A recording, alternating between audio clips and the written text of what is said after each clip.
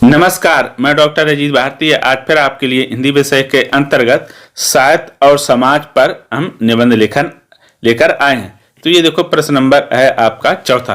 तो प्रश्न इस तरह से पूछा जाता है परीक्षा में, जैसे दिया साहित्य समाज का दर्पण है अथवा साहित्य और समाज, है ना, दो में से किसी एक को पूछा जाता है। पर निबंध रूपरेखा सहित लिखिए, या फिर लिखा होगा साहित्य और समाज पर सार गर्भित निबंध लिखिए, या फिर ऐसे पूछा जा सकता है साहित्य और समाज का दर्पण पर लगभग 300 शब्दों में निबंध लिखिए, या फिर ऐसा भी हो सकता है साहित्य और समाज पर दिए गए बिंदुओं के आधार पर निबंध लिखो। यानी ऐसे अलग अलग तरीकों से पूछे जा सकते हैं। अगर निबंध में वो आपके बिंदु दिए हैं तब तो फिर आपको बिंदु के आधार पर लिखना है। अगर नहीं बिंदु दिए तो फिर आपको खुद ही बिंदु बनाकर लिखना होगा। ठीक, अब हम उत्तर कैसे लिखेंगे? देखो, बिंदु अगर दिए तो उसी के आधार पर लिखेंगे, नहीं दिए तो अपने बनाने पड़ेंगे।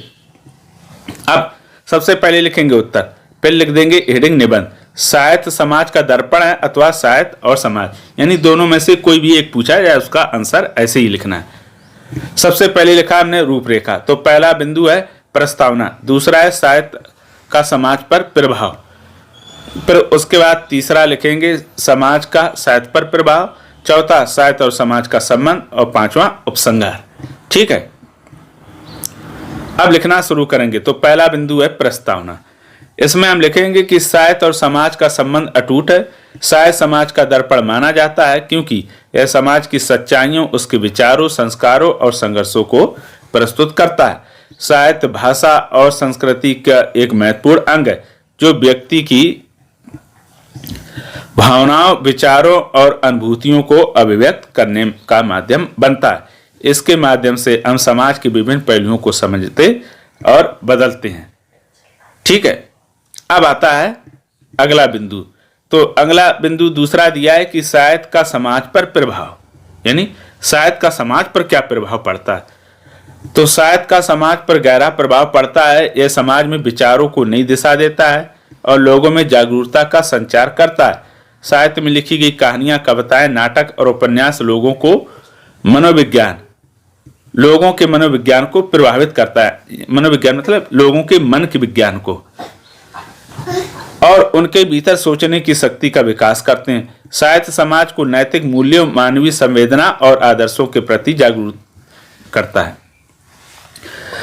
भारत में संत तुलसीदास, संत नहीं होंगे यानी गोस्वामी तुलसीदास, संत कबीर, प्रेमचंद जैसे साहित्यकारों ने समाज में सकारात्मक बदलाव लाने के लिए साहित्य का उपयोग किया। चाहे तुलसीदास हो, चाहे कबीरदास हो, चाहे सूरदास हो, चाहे प्रेमचंद हो या अन्य साहित्यकार, सबने क्या करा? समाज में जो बुराइयां उनका विरोध किया और समाज में साहित्य के माध्यम से सुधार लाने का प्रयास किया। फिर नई बिंदु से पैराग्राफ छोड़कर लिखेंगे कि साहित्य का एक उद्देश्य समाज को बेहतर बनाना भी है। समाज में मौजूद बुराइयों, अंधविश्वासों, जातिवाद, गरीबी, बाल विवाह जैसी कुरीतियों को समाप्त करने में साहित्य ने अपनी भूमिका निभाई है।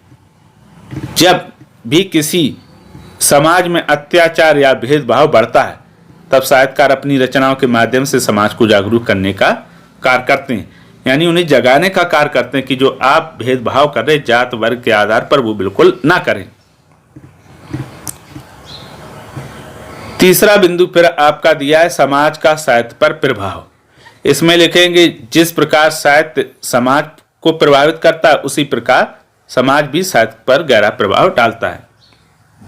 ठीक, साहित्यकार समाज का हिस्सा होते हैं, इसलिए इनकी रचनाओं में समाज की घटनाओं, समस्याओं और बदलावों का प्रतिबिंब देखने को मिलता है। समाज में घटने वाली घटनाएं लोगों के जीवन के संघर्ष और उनके सपनों को साहित्यकार अपने शब्दों में उकेरते हैं। साहित्य की शैली, भाषा, विषय वस्तु, विचारधारा समाज की स्थिति के अनुरूप ही विकसित होते हैं।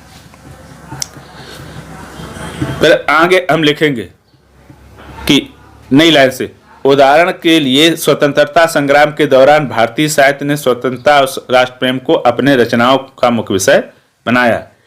इसी प्रकार समाज में हो रहे सांस्कृतिक बदलावों का अवसर भी साहित्य पर पड़ा है और साहित्य में नए नए विषयों का समावेश हुआ।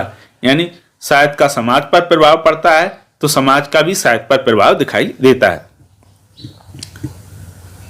अगला बिंदु है बिंदु नंबर 4, दिया है साहित्य और समाज का संबंध, यानी दोनों का आपस में संबंध क्या है उसके बारे में लिखेंगे। साहित्य और समाज एक दूसरे के पूरक है। साहित्यकार समाज की समस्याओं को समझकर उन्हें अपनी रचनाओं में प्रस्तुत करता है और समाज उन रचनाओं के से प्रेरित होकर नए विचारों को अपनाता है। साहित्य समाज के विकास में सहायक होता है और समाज साहित्य को नए नए विचारों और घटनाओं और प्रवृत्तियों से समृद्ध करता है। समाज और साहित्य दोनों ही परिवर्तनशील हैं और वे एक दूसरे को प्रोत्साहित करते हुए विकास की ओर अग्रसर होते हैं, यानी आगे बढ़ते हैं। फिर आता है अंतिम बिंदु, उपसंहार। उपसंहार में क्या करते हैं, जो निबंध होता है उसका पूरा निष्कर्ष या कंक्लूजन या कहें निचोड़ हम लिखते हैं। कैसे लिखेंगे, साहित्य और समाज का यह पारस्परिक संबंध समाज के उत्थान यानी उठाने के लिए, विकास के लिए महत्वपूर्ण है। साहित्य समाज का दर्पण होने के साथ साथ एक मार्गदर्शक भी है जो लोगों को बेहतर जीवन जीने के लिए प्रेरित करता है। साहित्य और समाज के इस संबंध को समझना और उसे बनाए रखना समाज के प्रत्येक व्यक्ति की जिम्मेदारी है ताकि समाज का विकास और उत्थान हो सके। तो देखो, इसीलिए समाज कहते साहित्य समाज का दर्पण है, यानी समाज में जो घटता है और दर्पण रूपी साहित्य में वो सब दिखाई देता है।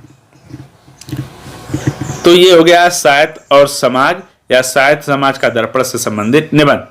अब इसमें आपको जो खास ध्यान क्या रखना, एक तो ये कि कभी इसमें काट छाट ना करें, कहीं गलती हो भी जाए तो ऐसे एक लाइन से काटें, ठीक इस तरह से ओवर राइटिंग बिल्कुल ना करें, ये ध्यान रखना। दूसरा, आप जब भी निबंध लिखें इसमें ऐसे शब्दों का प्रयोग करें जो आप शुद्ध सही लिख पाते हो। कभी डिफिकल्ट या कठिन शब्दों का प्रयोग ना करें, क्योंकि डिफिकल्ट या कठिन शब्द लिखोगे, अशुद्धियां होगी तो नंबर कटेंगे। इसलिए वो शब्द लिखें जो आप सही लिख पाते, तो इससे क्या होगा, अशुद्धियां नहीं होंगी, आप नंबर नहीं कटेंगे। तो आप जब भी लिखें निबंध साफ सुथरा स्वच्छ लेखन में लिखेंगे तो निश्चित तौर में आपको पूरे में पूरे अंक मिलेंगे, कोई नहीं रोक पाएगा। अगर उसके बाद भी किसी प्रकार की कोई कठिनाई हो तो कमेंट करके हमें अवश्य बताइएगा।